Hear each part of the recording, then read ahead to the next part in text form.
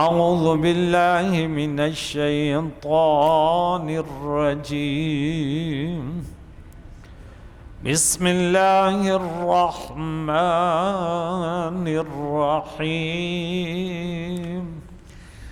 یا ایہا الذین آمنوا اتقوا اللہ حق تقاته ولا تموتن الا وانتم مسلمون صدق اللہ العظیم۔ حضرات محترم، سورہ آل عمران 101 آیت کا درس ہو گیا تھا۔ گزشتہ درس میں اہل کتاب کے متعلق تھا کہ تم لوگوں کو اللہ کے دین سے کیوں روکتے ہو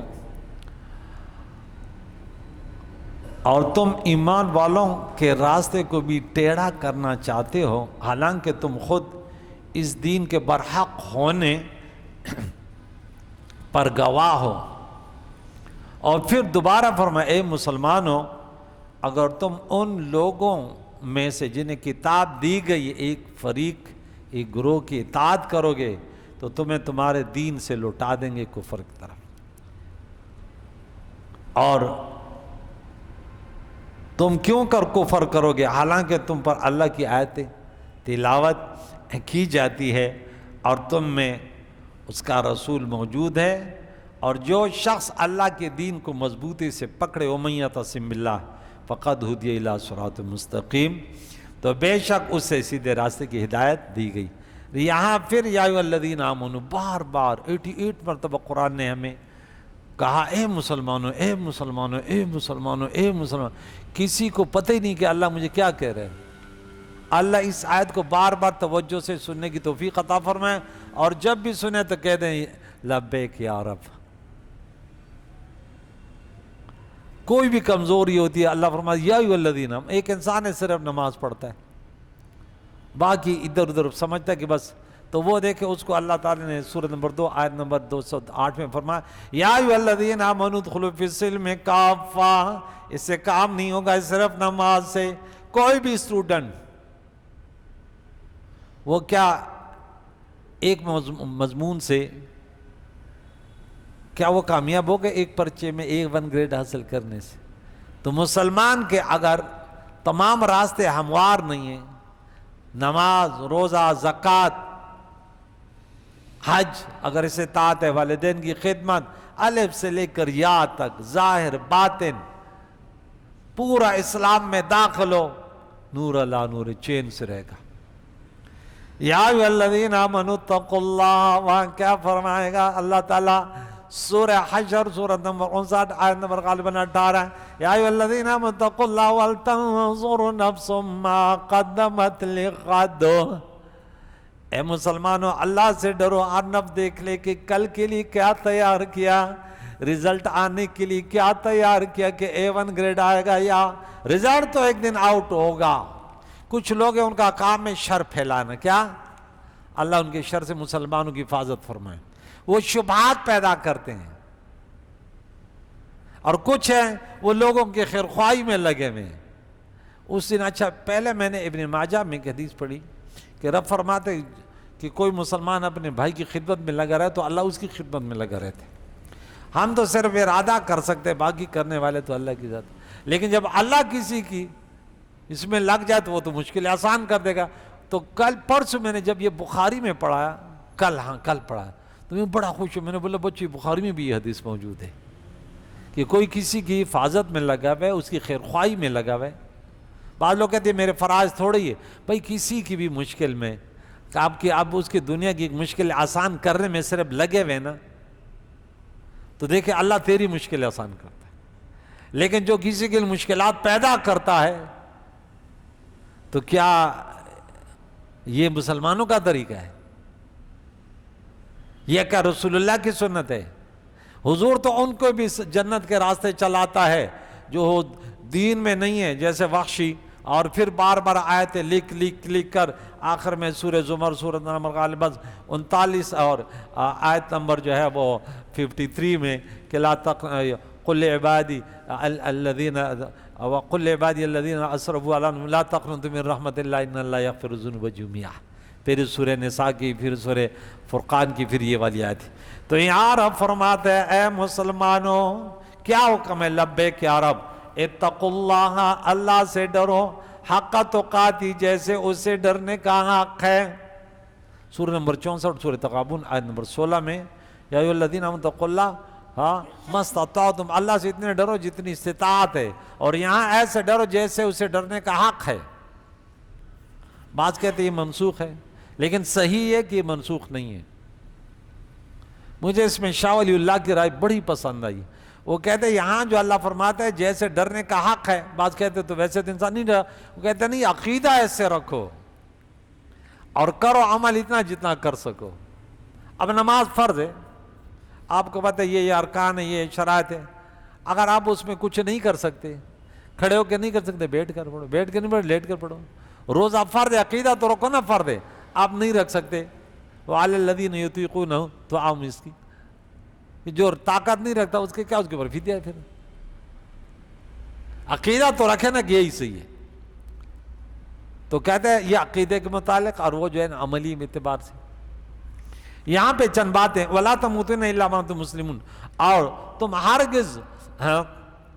تمہیں ہرگز موت نہ آئے مگر مسلمان ہونے کی حالت میں. یعنی تم ہر حالت میں، رات ہو دن ہو، سفر ہو حضر ہو، کاروبار ہو روزگار ہو، اب دائرہ اسلام سے باہر نہ جائیں. بس غمی ہو خوشی ہو. ہم بعض اوقات کہتے ہیں نا چلو یار وہ کر لیتے ہیں، رسم و رواج ہے. نہیں بھائی، بولو نہیں، رسول اللہ کی سنت کبھی نہیں چھوڑوں گا. یہ جان تو جا سکتی ہے، حضور علیہ الصلوۃ والسلام سے کبھی بے وفائی نہیں کریں گے. ہم کہتے ہیں بھائی بس شادی ہے، بس ہونے دے یار، ہونے دے. بھائی آپ مسلمان ہیں، اب کیا اگر حضور کی سنتوں کو ہم زندہ نہ کریں تو کیا غیر سننا؟ وہ تو ویسے بھی دشمن ہے. یہاں پہ آپ کو چند باتیں بتاؤں کہ تقوی اللہ تعالیٰ سے جیسے اس سے ڈرنے کا حق ہے، کیا ہے؟ عبداللہ بن مسعود رضی اللہ تعالیٰ عنہ بیان کرتے ہیں، رسول اللہ نے فرمایا اللہ سے ڈرنے کا حق ہے کہ اس کی اطاعت کی جائے اور اس کی نافرمانی نہ کی جائے. اطاعت کی جائے، نافرمانی نہ کی جائے، اور اس کو یاد کیا جائے اور اس کو بھلایا نہ جائے. جسے غالباً آیت نمبر 19 میں ہے سورہ حشر میں کہ وَلَا تَكُونُوا كَالَّذِينَ نَسُوا اللَّهَ فَأَنسَاهُمْ أَنفُسَهُمْ أُولَٰئِكَ هُمُ الْخَاسِرُونَ. ارے ان لوگوں جیسے مت بنو جو اللہ کو بھول گئے، وہ اپنے آپ کو بھول گئے. کیونکہ اللہ کے یاد کو بھول، اللہ تعالیٰ کو تو کچھ نہیں، لیکن اللہ فرماتے مجھے یاد کرو گے. سورہ نمبر 2 پارہ نمبر 2 آیت نمبر 152 میں فَاذْكُرُونِي أَذْكُرْكُمْ، مجھے دعاؤں میں یاد کرو میں تمہاری دعاؤں قبول کروں گا. تو مجھے تکلیفیں میں یاد کرو میں تمہیں تمہاری تکلیفیں یاد کروں گا. تو مجھے خوشیوں میں یاد کرو میں تمہیں تکلیفوں میں یاد کروں گا. تم مجھے دعاؤں میں یاد کرو میں تمہیں استجابت میں تمہیں مجھے اپنی بندگی میں قبول کرو، وہ یاد کرو، میری بندگی کرو نا، میں تمہیں جو اپنے نعمتوں سے نوازوں گا. تو یہاں دیکھیں عبداللہ بن مسعود فرماتا ہے کہ اللہ فرماتا ہے تم مجھے یاد رکھو اور اس سے بھولنا نہیں، اور اس کا شکر ادا کیا کرو اور ان کی ناشکری نہ کیا کریں.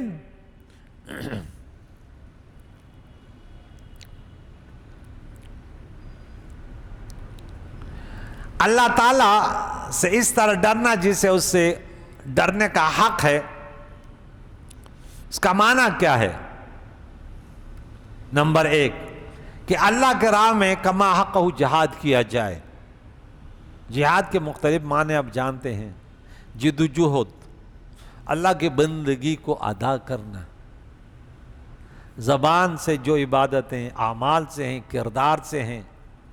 والذین جاہدوا فینا لنہدینہم سبلنا وان اللہ لمعہم، سورہ نمبر 29 آیت نمبر 69 میں، پارہ نمبر 21 میں، سورہ عنکبوت میں، کہ ہمیں راضی کرنے کے لیے جد و جہد کرتے ہیں. وہ عبادت سے ہو، وہ قلم کے اعتبار سے ہو، وہ عملی اعتبار سے ہو، ہر اعتبار سے. جہاد صرف جہاد بالسیف نہیں ہوتا. اور اس سلسلہ میں انسان کسی ملامت کرنے والے کی ملامت سے پرواہ نہ کرے کہ لوگ کیا کہیں گے، یہ پرواہ نہ کرے، بولے نہیں میں نے اللہ کی بندگی کرنی ہے، اللہ کی نافرمانی نہیں کروں گا۔ نمبر 2، اور عدل و انصاف قائم کرے، نا انصافی نہ کرے، جو سورہ نساء سورہ نمبر 4 آیت نمبر 135 میں آئے گا، یا ایھا الذین آمنوا کونوا قوامین بالقسط للہ، اور سورہ نمبر 5 سورہ مائدہ آیت نمبر 8 میں آئے گا، یا ایھا الذین آمنوا کونوا قوامین۔ دونوں جگہ عدل انصاف، والدین سامنے آ جائے، اپنے رشتہ دار آ جائے، غریب آ جائے، دولت مند آ جائے، نہیں، عدل کرنا، عدل اعدلوا هو اقرب للتقوی۔ تو عدل و انصاف قائم کرے، خواہ وہ فیصلہ اس کے ماں باپ اور اس کے اولاد کے خلاف ہو۔ نمبر 3، اور حق بات کہے، کسی کی پرواہ نہ کرے، اور اللہ کے تمام احکام کی اطاعت کی جائے اور اس کی نافرمانی سے اجتناب کیا جائے۔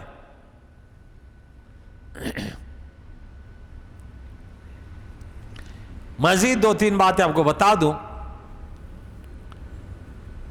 احادیث مبارکہ کے روشنی میں، کہ تقوی کے بارے میں قرآن کی آیتیں بھی اس پر ہم نے بڑی گفتگو گئی۔ ہدی للمتقین وہاں سے شروع کریں، پھر جو صحیح تعریف جو قرآن نے کی ہے وہ سورہ بقرہ سورہ نمبر 2 آیت نمبر 177 میں، لیس البر ان تولوا وجوہکم قبل المشرق، پورا اسلام کا نقشہ اعتقادی اور عباداتی، معاملاتی اور مالی ہر اعتبار سے، اور پھر فرمایا یہ لوگ سچے اور یہ لوگ متقی ہیں۔ اور اسی طرح سورہ بقرہ کے شروع میں بھی اور سورہ آل عمران کی 133 نمبر آیات میں بھی، الذین 134 الذین ينفقون فی السراء والضراء والکاظمین الغیظ والعافین عن الناس واللہ یحب المحسنین۔ اور پھر جنتیوں کے لیے کیا کچھ ہے وہ الگ موضوع ہے۔ یہاں حدیث مبارکہ حضرت ابو ہریرہ رضی اللہ تعالیٰ عنہ بیان کرتے ہیں، صحیح مسلم کی حدیث ہے، حضور علیہ السلام نے اپنے سینے کی طرف 3 بار اشارہ فرمایا کہ تقوی یہاں ہوتا ہے، دکھاوے کا کام نہیں ہے، التقوی ہاں ہونا۔ ایک اور حدیث ابو ہریرہ رضی اللہ تعالیٰ عنہ سے روایت ہے، حضور نے فرمایا، ابو ہریرہ فرماتے ہیں کہ حضور نے فرمایا کہ کون ہے مجھ سے یہ باتیں، یہ کلمات مجھ سے لے لیں، یہ نصیحت ہے مجھ سے لے لے۔ میں نے کہا یا رسول اللہ میں، مجھے عقاد و جہان نے اور یہ بھی فرمایا کہ خود اس پر عمل کرے یا اس کو سکھائے جو اس پر عمل کرے۔ میں نے کہا یا رسول اللہ میں ہوں، مجھے ہاتھ سے پکڑا، وعدہ خامسن 5 باتیں مجھے بتائی۔ نمبر 1، آپ نے کیا فرمایا، اے ابو ہریرہ اتق المحارم تکن اعبد الناس، حرام سے بچو سب سے بڑے عابد بن جاؤ گے۔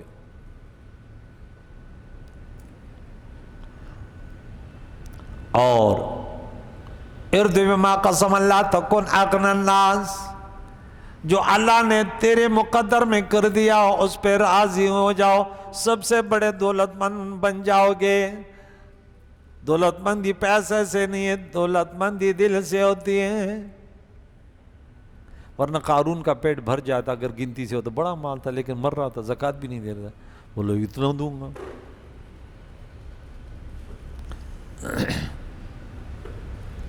سب سے بڑے دولت مند بن جاؤ گے۔ واحسن الی جارک تکن مؤمنا، اپنے پڑوسی سے اچھا سلوک کرو، مومن بن جاؤ گے۔ ہم کتنے پڑوسیوں کو ستاتے ہیں۔ حضور علیہ السلام فرماتے ہیں کہ مجھے جبریل اتنے پڑوسی کے بارے میں تاکید کرتے تھے کہ مجھے تو گمان ہو گیا کہ پڑوسی کا وارث بن جائے گا۔ وہ مسلمان نہیں ہے کہ پڑوسی بھوکا ہے اور وہ خود شکم شیر ہو کے سوئے۔ پڑوسی کے مال و عزت و آبرو کی حفاظت، بھلے وہ کافر ہو، یہ بھی یاد رکھیں۔ ہم تو کہتے ہیں میرے پیر کا مرید نہیں ہے لہذا، ہم تو تفرق میں لگے ہوئے نا، ہمیں علماء صحیح تربیت نہیں دیتے بھائی۔ آج جو مولوی صحیح بات کرتا ہے، قرآن حدیث بیان کا، اکثر اس کے بھی پیچھے پڑ جاتے، کہتے یار یہ فرقواریت کی بات نہیں کرتا، یہ بس صرف وہ کہتے بس انا للہ۔ بھائی جو قرآن حدیث بیان کرے تمہیں وہ بات بھی، یہاں اللہ کے نبی نے فرمایا مومن کیا پڑوسی کا یہ تھوڑی بولا کہ مومن ہو، پڑوسی کوئی بھی ہو۔ ہماری امام ابو حنیفہ رضی اللہ تعالیٰ عنہ، ان کے پڑوسی تو امام ابو حنیفہ کو بڑے پریشان کرتے تھے۔ امام ابو حنیفہ رات دن عبادت میں لگے رہتے، وہ کبھی ڈھول بجا رہے، کبھی کیا کر رہے، کبھی کیا کرے۔ ایک دن امام ابو حنیفہ نے پوری رات عبادت کی، کوئی اس کی طرف سے کوئی اذیت نہیں ہوئی۔ صبح پوچھا، بولا کیا ہو گیا، یہ تو انہوں نے تو کچھ کیا نہیں ہے۔ انہیں بولا وہ کل جو ہے نا وہ گرفتار ہو کے جیل میں چلا گیا۔ امام ابو حنیفہ اپنے دراز گوش پر سوار ہو کر وہاں پہنچ گیا۔ بولا تم نے میرے پڑوسی کو گرفتار کیا؟ بولا ہاں۔ بولا اس کو چھوڑ دو۔ بولا اس کو چھڑوایا تو رات سے مارو، بولتے رکے۔ بولے آپ میرے لیے کیوں یہ کر رہے ہو؟ بولے بھئی آپ میرے پڑوسی ہیں، پڑوسی کا حق ہے۔ کہتے اللہ اکبر، میری تو زندگی کا مقصد ہے تمہیں ستانا، تمہیں پریشان کرنا۔ بولے وہ تمہارا معاملہ ہے، ہم مسلمان ہیں، ہم پڑوسیوں سے اچھا سلوک کرتے ہیں، ہمارے نبی کی تعلیمات ہے۔ ارے اس نے بولا دین ایسے تو پھر تو کلمہ پڑھاؤ۔ اپنا بنانا تو یہ طریقہ ہے، یہ طریقہ ہے نا۔ ہم تو والدین کو ستا رہے ہیں یار، رشتہ داروں کو ستا رہے ہیں، اور پھر یہ اللہ کی پناہ اثری تربیت دی جائے تو کہتے ہیں یار مولوی صحیح نہیں ہے۔ انا للہ و انا الیہ۔ واحب للناس ما تحب لنفسک تکن مسلما۔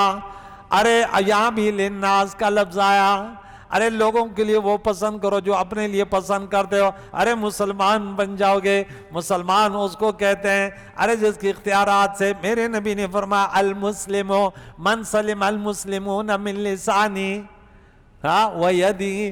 ارے مسلمان وہ کہ جس کے ہاتھ، جس کے زبان سے مسلمان امن میں ہو۔ ارے ہم سے پوچھو، ہم دین کی خدمت کرتے ہیں، رات دن کسی کے بچوں اور بچوں کی تربیت کے لیے بھاگ دوڑ کرتے ہیں، یا اللہ تو راضی ہو جا، لیکن ہر طرف سے دیکھو تو کوئی ادھر فتویٰ لگا رہے، وہ لوگ جو عناد اور حسد سے بھرے ہوئے ہیں۔ ہم تو مسافر لوگ ہیں، ہم کہتے ہیں آج جہاں ہیں کل ہم انبیاء علیہ السلام کی تعلیمات سیکھ رہے ہیں۔ انبیاء ہمیشہ اپنے شہروں سے بستیوں سے نکالے گئے، لیکن کبھی انہیں انتقامی کارروائی نہیں کی۔ ہم تو نہیں کریں گے بھائی، لیکن آپ لوگوں کو بتانا چاہتے ہیں کہ یہ سودا بڑا مشکل ہوتا ہے، کہ ایک شخص وہ کہتا ہے بھائی میرا کوئی قصور، حضور آپ ناراض ہیں، نہیں بس وہ آپ کی تقریر میں جو ہے نا یہ والا شعر نہیں ہوتا، انا للہ یہ والا شعر۔ بھائی آپ اگر شعر کسی نے پڑھ لیا تو کیا ہوا، نہیں پڑھا تھا، نہیں آپ نے تو کبھی یہ شعر پڑھی نہیں ہے، کیونکہ اس کو یہ شعر ہے۔ آپ کو ثنا یاد ہے؟ وہ تھوڑی تھوڑی یاد ہے، سبحانک اللہم، یہ تو غلط بھائی ہے۔ آپ کو تو ثنا بھی یعنی کلمہ پڑھو لا الہ الا اللہ، یہ بھائی آپ کو تو کلمہ بھی سی نہیں تھا، مجھ سے شعروں کے بارے میں پوچھ رہے ہیں۔ انا للہ و انا الیہ، اپنے دل دکھ دل کے وہ بتا رہا ہوں عوام کو، لیکن ہم کسی شکایت نہیں کریں گے، کیونکہ انبیاء اللہ کے بڑے پیارے ہوتے ہیں، اولیاء، ان کو جب ستایا گیا تو ہم کون ہوتے ہیں؟ ابراہیم خلیل اللہ کو آگ میں کیوں ڈالا؟ کیا وہ نمرود سے کرسی چھیننا چاہتا تھا؟ کیا سیاسی لڑائی تھی؟ صرف یہ اللہ کی رضا کے لیے کہ تو خدا نہیں ہے۔ خدا تو وہ ہے جس نے زمین و آسمان کو پیدا کیا۔ فرعون کیوں موسیٰ علیہ السلام سے لڑ رہا تھا؟ حضور علیہ السلام سے قریش مکہ کیوں لڑ رہے تھے؟ کیا حضور نے کچھ مطالبہ کیا؟ کبھی کہتے تھے ہم تمہیں یہ فلاں کی جو بیٹی تمہیں پسند ہے جتنا مال دو، اس نے بولے نہیں میں، تم غلط راستے پر جہنم میں جا رہے ہو، مجھے دکھ ہے، جہنم سے بچو، مجھے دنیا نہیں چاہیے۔ ہم کہتے ہیں اے لوگو فرقواریت میں مت بٹو، ارے پڑوسیوں کو مت ستا، جس محلے میں رہتے ہو تمہارا پڑوسی اگر ہندو غیر مسلم ہے ان کی بھی خدمت کرو، اچھا سلوک کرو، مواسات ان کے ساتھ رکھو، مدارات کرو۔ ارے ان کے صرف اس کے ساتھ صرف آپ موالات نہیں کر سکتے، ان کے ساتھ مداہنت نہیں کر سکتے۔ اس کو بولا تو غلط ہے، لیکن آپ کی مال و جان و عزت رکھیے، یہ مسلمانوں کا فریضہ ہے۔ یاد رکھیے میرے مسلمان بھائیوں، کتنے باتیں ہو گئی ہیں؟ 4 باتیں۔ آخری بات میرے نبی نے فرمایا، حضرت ابو ہریرہ رضی اللہ عنہ فرماتے ہیں کہ میرے نبی نے فرمایا وَلَا تُكْثِرُ الضِّحْكَ فَإِنَّ كَثْرَةَ الضِّحْكِ تُمِيتُ الْقَلْبَ، کہ زیادہ مت ہنسا کرو، زیادہ ہنسنے سے دل مردہ ہو جاتا ہے۔ حضرت عطیہ سعدی رضی اللہ عنہ فرماتے ہیں کہ پیارے آقا دو جہاں نے فرمایا کوئی بندہ اس وقت تک متقی میں شمار نہیں ہوگا جب تک وہ کسی مباح کام کو بھی اس خدشے سے ترک نہ کر دے کہ شاید اس میں کوئی حرج نہ ہو۔ مباح کے کرنے اور نہ کرنے میں کوئی ثواب و گناہ نہیں ہوتا۔ اور میمون بن مہران بیان کرتے ہیں کہ کوئی بندہ اس وقت تک متقی پرہیزگار نہیں بن سکتا جب تک وہ اپنے نفس کا ایسے محاسبہ نہ کرے جس نے اپنے شریک کا محاسبہ کرتا ہے۔ کاروبار میں شریک تو محاسبہ کرتے ہیں نا، کہتے ہیں اپنے نفس کا بھی سو تو محاسبہ کرو، کتنے نمازیں پڑھی آج، کتنے گناہ کیے۔ تو تقویٰ کا لغوی معنی ہے وقایہ، کسی چیز کو ایذا اور ضرر سے محفوظ رکھنا، جیسے رب کریم فرماتے ہیں وَوَقَاهُمْ عَذَابَ الْجَحِيمِ، اور اللہ تعالیٰ نے ان کو دوزخ کے آگ سے محفوظ کیا۔ تقویٰ کا معنی نفس کو اس چیز سے محفوظ رکھنا جس سے اس کو ضرر کا خوف ہو، اور شریعت میں تقویٰ کا معنی ہے نفس کو گناہ کے کاموں سے محفوظ رکھنا۔ تقویٰ ممنوعات کے ترک کرنے سے حاصل ہوتا ہے، اور اس کا کمال بعض مباحات سے کو بھی ترک کرنا، جیسے حدیث مبارکہ میں اللہ کے نبی نے فرمایا کہ حلال بھی ظاہر ہیں اور حرام بھی ظاہر ہیں، اور ان کے درمیان کچھ مشتبہ چیزیں ہیں جن کا اکثر لوگوں کو علم نہیں ہے۔ جس شخص نے مشتبہات کو بھی ترک کیا کہ اس کو پتہ نہیں ہے، اس کو بھی ترک کر دیا، تو اللہ کے نبی نے فرمایا اس نے اپنے دین اور اپنی عزت کو محفوظ کر لیا۔ اور جو شخص مشتبہات میں واقع ہو گیا وہ اس چرواہے کی طرح ہے جیسے ممنوع چراگاہ کے پاس وہ اپنے بھیڑ بکریاں چرائے، ہو سکتا ہے یہ بغیر بھیڑ بکریاں اس ممنوع چراگاہ میں گزرے۔ جیسے کہتے ہیں اللہ تعالیٰ کے ممنوع چراگاہ کیا ہے؟ حرام کردہ اشیاء، تو اللہ قرآن میں فرماتے ہیں حرام کے قریب نہ جاؤ، وَلَا تَقْرَبُوا الزِّنَا وَلَا تَقْرَبُوا حدود اللہ۔ تو یہاں دیکھیں میں ایک آخری وہ حدیث سنا دیتا ہوں اور پھر آپ کو چھٹی کر دیتا ہوں کہ عبداللہ بن عباس رضی اللہ تعالیٰ عنہ فرماتے ہیں کیا پیارے باتیں کیے بزرگوں نے۔ 10 باتیں آپ کو بتاؤں گے انشاءاللہ، کچھ کم و زیادہ۔ کیا فرماتے ہیں کہ اللہ کے نبی نے فرمایا جو شخص چاہتا ہو کہ وہ لوگوں میں سب سے زیادہ عزت والا ہو جائے وہ اللہ سے ڈرے۔ ان اکرمکم عند اللہ اتقاکم، میرے نبی نے فرمایا سورہ حجرات میں یہ آیت ہے کہ دیکھو گورے کو کالے پر فضیلت نہیں ہے کہ یہ گورا ہے، دولت مند کو غریب پر نہیں ہے، عربی کو عجمی پر نہیں ہے، لیکن اگر کسی کو فضیلت حاصل ہے تو وہ پرہیزگاری پر ہے، وہ اللہ کی بندگی حضور کے سچے غلامی میں ہے۔ نمبر 2، اور جو شخص چاہتا ہو کہ وہ لوگوں میں سب سے زیادہ قوی ہو وہ اللہ پر بھروسہ کرے، وہ طاقتور بن جائے گا۔ ابراہیم خلیل اللہ تنہا تھے، کوئی لشکر نہ تھا، کوئی فوج نہ تھی، کوئی ٹیکنالوجی نہ تھی، لیکن اللہ کے ذات پر ایسا بھروسہ تھا جو سورہ طلاق سورہ نمبر 65 آیت نمبر میں 2-3 میں رب نے فرمایا وَمَن يَتَّقِ اللَّهَ يَجْعَل لَهُ مَخْرَجًا وَيَرْزُقْهُ مِنْ حَيْثُ لَا يَحْتَسِبُ وَمَن يَتَوَكَّلْ عَلَى اللَّهِ فَهُوَ حَسْبُهُ، جو اللہ پر بھروسہ کرتا ہے پھر اسے کسی کی ضرورت نہیں پڑتی۔ کیوں کہ اللہ تعالیٰ نے اسی صورت میں 160 نمبر آیت میں آئے گا، رب فرماتے اگر اللہ تمہاری مدد کرے گا وَيَنْصُرْكُمُ اللَّهُ فَلَا غَالِبَ لَكُمْ، دیکھ لو تم پر کوئی غالب دنیا میں نہیں آ سکتا، تو غالب کس پر کوئی نہیں آ سکتا؟ جو طاقتور ہو۔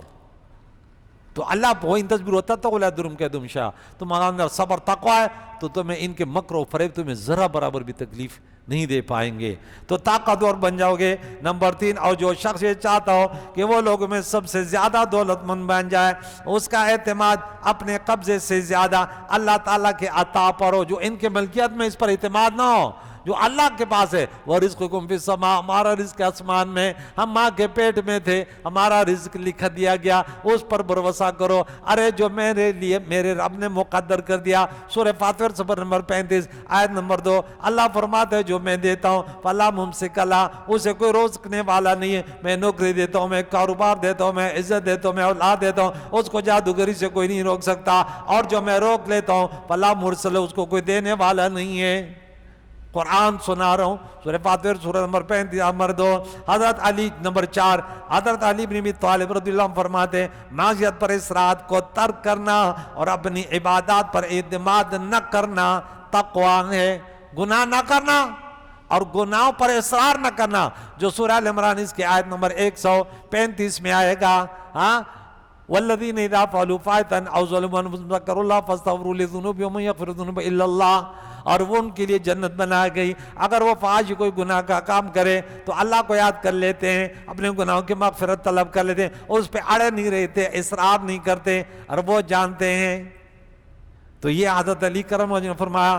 نمبر 5، حضرت حسن بصری فرماتے ہیں کہ تقویٰ یہ کہ اللہ کے سوا کسی اور کو اختیار نہ کرو، پابندگی صرف اللہ کی ہو، اور یقین رکھو کہ تمام کام اللہ کے قبضے و قدرت میں، جب پتہ بھی گرتا ہے تو اللہ کے علم و قدرت میں ہے۔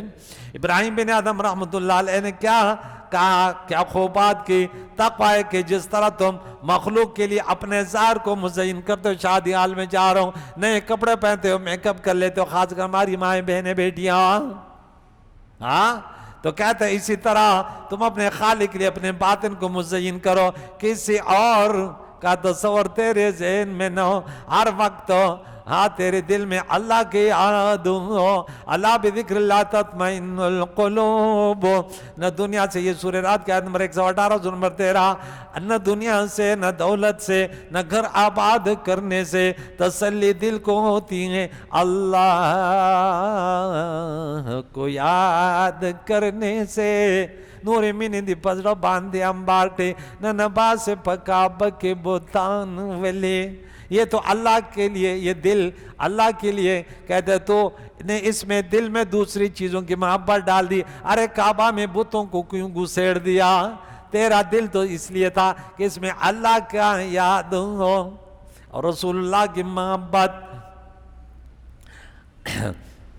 نمبر 7، ایک قول یہ کہ تقویٰ یہ کہ تم سیرت مصطفیٰ کے راستے پر چلو۔ لقد کان لکم فی رسول اللہ اسوۃ حسنہ، سورہ نمبر 33 سورہ احزاب آیت نمبر 21 میں ہم نے پڑھا۔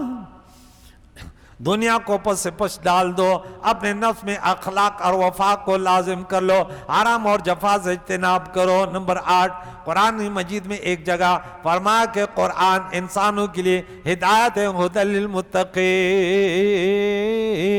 آیت نمبر 3۔ یہ تو یاد ہے نہیں؟ یاد کہ یہ بھی یاد نہیں ہے؟ یاد ہے، پکا یاد ہے بل۔ دوسرے مقام پر فرمایا قرآن مجید متقین کے لیے ہدایت، لوگوں کے لیے، ہاں، ایک یہاں متقین کے لیے اور دوسرا انسانوں کے لیے۔ تو کہتے ہیں متقی انسان وہ ہے جو متقی پرہیزگار ہو۔ شہر رمضان الذی انزل فی القرآن ھدی للناس آمنوا کما آمن الناس۔ تو صحابہ اصل میں انسان تو صحابہ تھے، دوسرے تو برائے نام انسان ہوتے ہیں، دو پاؤں سے چلنے سے انسانیت نہیں۔ انسانیت سب دولت نہ دے رحمان، ارے بدھ کے دوسروں جوڑ نہ جوڑ کے انسان نہ دے۔ اس کا نتیجہ یہ نکلا کہ انسان وہی ہے جو صاحب تقویٰ ہے، اور جن میں تقویٰ نہیں ان میں انسانیت نہیں۔ یہ تقویٰ کی کیا کم فضیلت ہے؟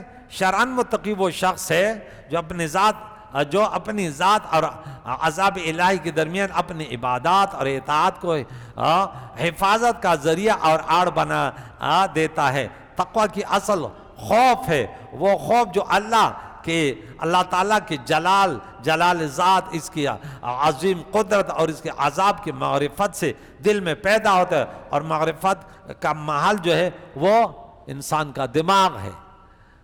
علامہ